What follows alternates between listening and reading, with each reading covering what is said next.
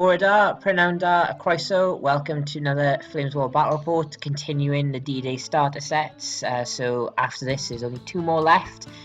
British, this is their last game for this one. So I'll be playing the British. This is the last one I can play because we agreed we only get to play each one once. And then we'll have to dig out more players. And Jimmy's going to be playing the D-Day Americans. So this should go up the day after I'll be playing Frank on Panzerschule, and I'll be playing as a remote gamer. Hopefully we'll go ahead on the 29th. We're going to be playing that, and I'm really looking forward to it. And any of you who are not subscribed or looked at Panzerschule's channel, which I think we've all got the same people, I go over and look at it. He's got some good battle reports going on. So we will have a look at what the mission is and how he ended up at that mission, and then we'll look at the armies, and then we'll go straight into the battle report. Okay, so here's today's mission. It is outflanked, and I will be attacking as a British. We ended up this. I picked attack, and for some reason, Jimmy felt like defending with the Americans, which was brilliant because I really didn't want to defend with the British example force. And hopefully, I can use the momentum with the full force of the British being able to start to get and secure an objective. Well, Jimmy, I'm not sure what he's got planned, but armoured rifle platoon is very good for defensive purposes against infantry and tanks with their bazookas and LMGs and half-tracks. So hopefully it might swing in my favour this game, and maybe get the British on the top in regards to which is the D-Day starter set. Which one is the best. So we will have a look at special rules, and then we'll go into the lists.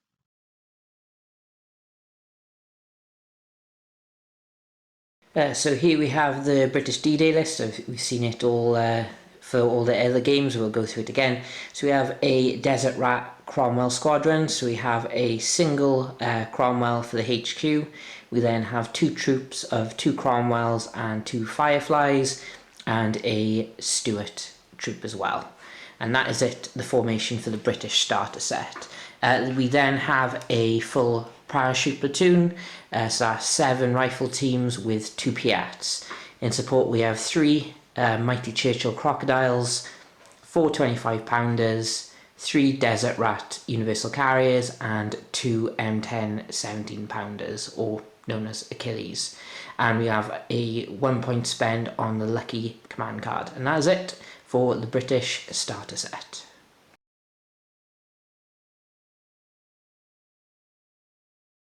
Here we have the D-Day American starter set, and for the first time all the models are correct because I've got the correct hulls for the Shermans this time.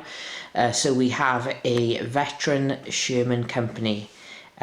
We have 2 Sherman HQ tanks, a unit of 4 75mm Shermans, same as the HQ, and then we unit of 3 76mm, and we also have 3 Stuarts. I've given the tank telephones upgrade to these guys just to balance out the points because there's a little error in the list in the book. In support we have a full armoured rifle platoon, which is massive, with 6 rifle teams, 2 LMGs, a mortar and 5 bazookas. And that's just the infantry. They have their transport, which is 5 half-tracks, 2 of which have 50 cal machine guns. Still in support we have 3 priests, a Greyhound scout troop, which is 2 Greyhounds and 2 Jeeps, one of which is a mortar. We then have 4 M10s, which are upgraded to Desert Veterans because these guys in the example list are 2 points more expensive than they actually are. So I just spent to upgrade them to Veteran, and then 1 point for tank telephones, which will probably never get used. And then to round off to 100 points we have the lucky command card. So nice decent set in a starter set, this. Very nice. So we are going to look at the table.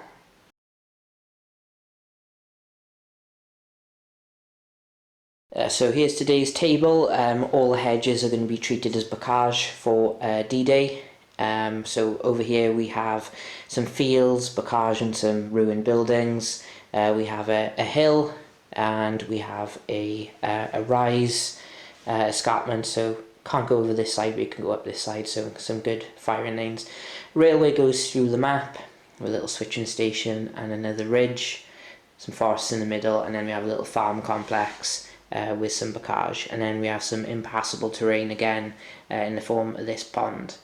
And that's it, and we're going to have the hay bales as short concealing terrain. And that is it. So that's the board, and we'll find out what side what corner Jimmy's going to defend and where I'm attacking from, and that's it. So let's have a look at deployment. Okay, we are fully deployed. So Jimmy has picked this quarter to defend, and as you can see, my objectives are placed like so. In ambush, we have the M10s, and then we have all the Shermans in reserve. We have this armoured rifle platoon here defending the objective with their half tracks in the rear, the Stuarts here, the priests here, and then the scout cars. For me, I have the Stuarts opposing the scout cars, 25 pounders on the ridge dodging the artillery templates, a Cromwell troop here, the two M10s, and then everything over here. So I spearheaded down and put everything in the bubble from the universal carriers. And that is it. So it's going to be hitting hard over here. Remember, we are using the hedges as bocage, so a bit of decent terrain going on here. So that is it. So best of luck to Jimmy. And this is the last game for the British in the D-Day set battle, so they need a good result to keep in a good position. So off we go into British turn 1.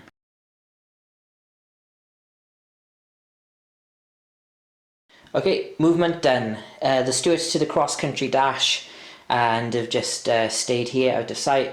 The Cromwell troop is moving forward. Might hose down some infantry, maybe get some if I'm lucky. M10s are parked into the woods to hide. Everything else moving forward as fast as they can.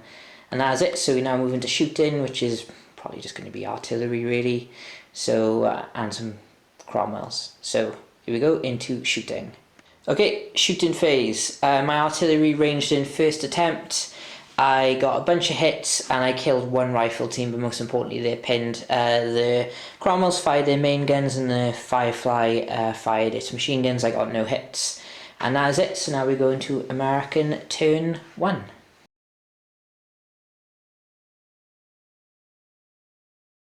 American motivation, the armoured does have rallied and the M10s have popped their ambush, which is right there. So we're going to have a little measure up to see if 4 inches will get them onto our ridge with a blitz move, but hopefully they fail. We have a re-roll as well because they're lucky cards, so we go into American movement. Okay, American movement done. Infantry, no movement. M10s, successful blitz onto the hill, so, you know, they can shoot and scoop back off as well with their rule. And the Stuarts and scout cars are moving forward as well. And that is it. So we now go into American shooting. Okay, American shooting started with artillery, which failed the range in here, and the mortars failed the range in here, and the M10s wiped out everything at the bottom of this hill.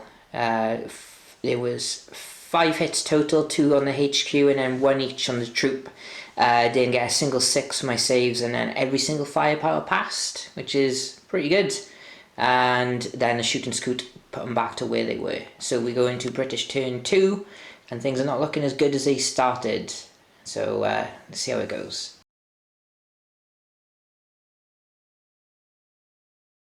Okay, British movement. The Stuarts have moved forward into the field, keeping gone to ground.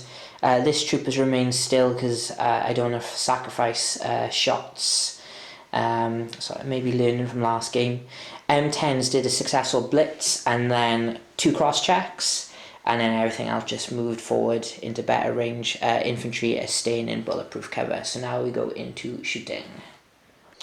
Okay, so shooting wise, I've killed all but 1 of the M10s, some good shooting on my part. The Churchills took out 2, although the Churchill in flamethrower range, it didn't hit. The artillery pinned and killed another guy, so 2 bazookas got dropped this turn, one of them thanks to a Cromwell. My Stuarts, however, have not fired and will not fire this turn yet. So now we're going into American turn 2.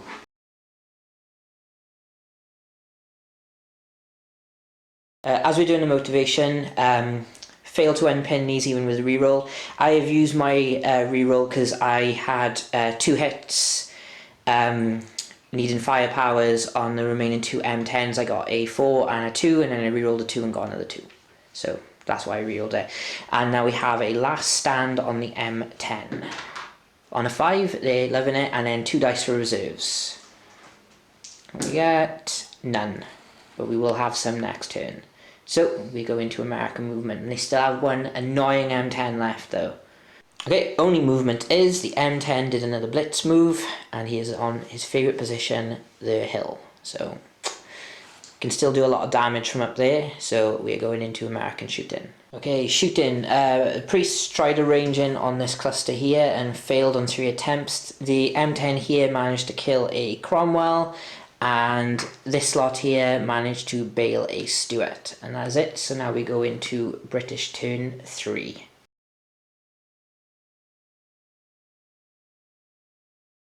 Okay, British movement. The Stuarts have done a tactical move backwards and then did a follow me to go back here. So leaving one, he can bait some more stuff. Churchills have moved into range for more flamethrower action. Universal carriers remain put. Daimlers, Dingoes have moved on to the objective, and infantry are moving to potentially get rid of the M10 if need be, and everything else will stay put. So we're now going into shooting. Okay, British shooting. M10s and Cromwells didn't do anything against the M10, no hits. A Piat hit it, but then equalled, and then I filled my firepower, and in the end Churchill had to split a Churchill to fire at him instead.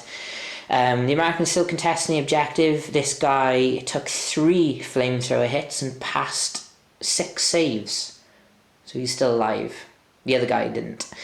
So basically, luckily, I did put my infantry into assault range to get rid of this M10 and clear up the anti-tank threat in this corner for now.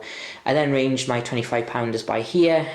First attempt, but got no hits on the Stuart. So we will go straight into American turn, and you will see the dead M10 on the ridge. So we go into American turn 3, and they will be getting reserves this turn, but how many is the question.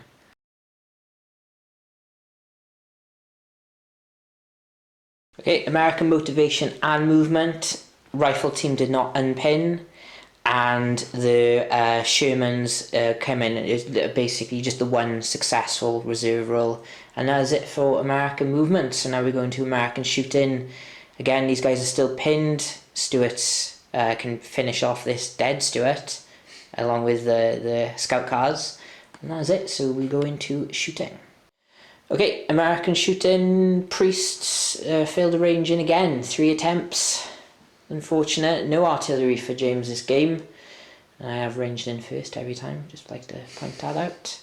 And that is it. And I shouldn't have been able to range in there anyway because I'm danger close. So luckily I didn't actually hit anything. So I'll remove that and try and range in another time. So we're going into British turn 4.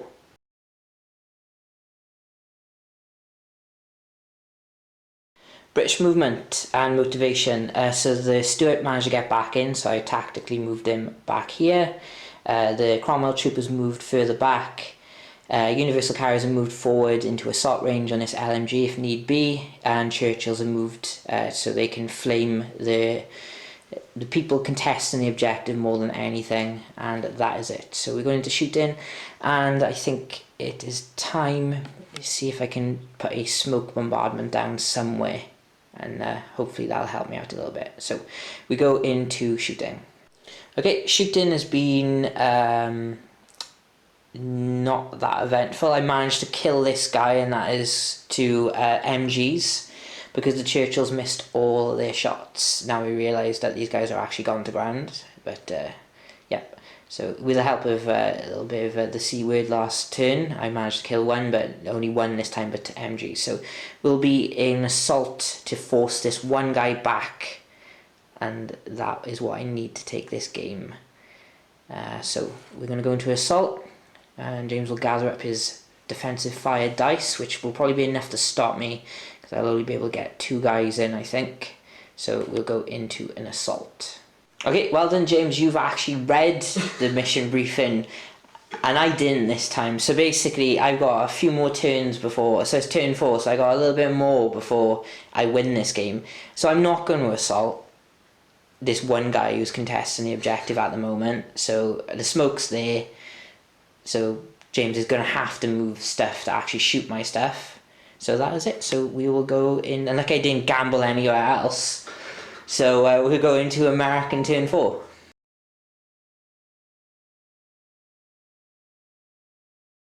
Okay, so motivation, this unit again is not rallied, and the only one more unit of Shermans, the 76ers, have come on, and that is it. So we are now going into American movement. Okay, American movement looks a bit like this. So basically everything's moved, so it's within 2 inches of the bocage, so I can't see them, or outside of 2 inches, shall we say. Stuarts remain stationary again, and these guys are moved over. So just remember to put some gone to ground on this, unless they do fire. They did fire last turn. So that is it. So there probably won't be much shooting other than the priests again. So we'll go into American shooting and we'll see if they do anything. I reckon the priests will have an absolute blinder, but no. One thing, shall we say, it's starting to swing now, because the priests have ranged in. First attempt on basically the heavy armour, but luckily the worst that happened was I had an equal with one of the Churchills, but then James filled his firepower. And the Stuarts, again, happy to have this long range duel with gone to ground Stuarts, my Stuarts, but not getting any hits almost though, very close. So we go into British turn 5 and the clock is ticking.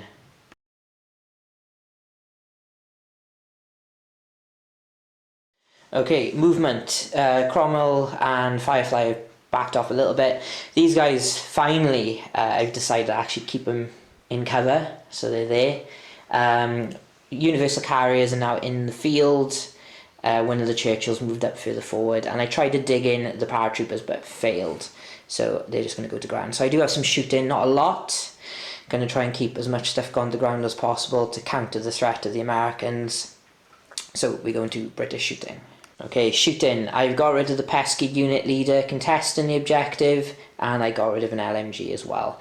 I then ranged in second attempt with my 25 pounders here, but got no hits on anything.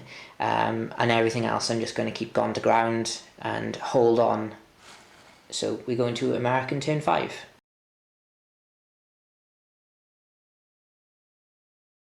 Okay, American motivation. These guys are finally unpinned, and of course these guys are in as well. So we go into American movement, and something, or lots of things, need to contest this objective to stop me winning it next turn. Unless you can kill my formation, in which case I've made sure bloody well you can't, potentially. Oh no. Okay, we'll see. So we go into American movement. Okay, American movement. A lot of the infantry are parked on to contest the objective. Shermans have moved up to support. It's difficult because the priests are already ranged in, so danger close is a problem. As you can see, some Shermans are lagging behind because they've been snagged in the bocage. The M8 scouts are moving around to engage the Stuarts, and the other Stuarts are going to eventually engage the Stuarts, but they're going to be firing at the 25 pounders until then. So it's very much hoping he can deal some damage to me, especially with the priests, and me not kill his infantry next turn. So we go into American shooting. Okay, so the priests managed to kill a dingo and bail a universal carrier. Other than that, not much really. 7 hits going on this 25 pounder from the Stuarts. I failed 2 saves, but luckily James could not convert it. So we go into turn 6 for the British, and I need to clear 4 American teams, infantry teams, and luckily I got flamethrowers, so that might just about do the job. So we go into British turn 6.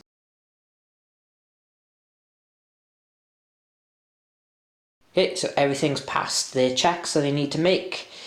So I think I'm going to have to play it safe and dig in the infantry, because they're just not going to get through defensive fire there. And then I just need to kill some infantry and maybe do that first, save rolling some dice. But let's get into it and see what happens.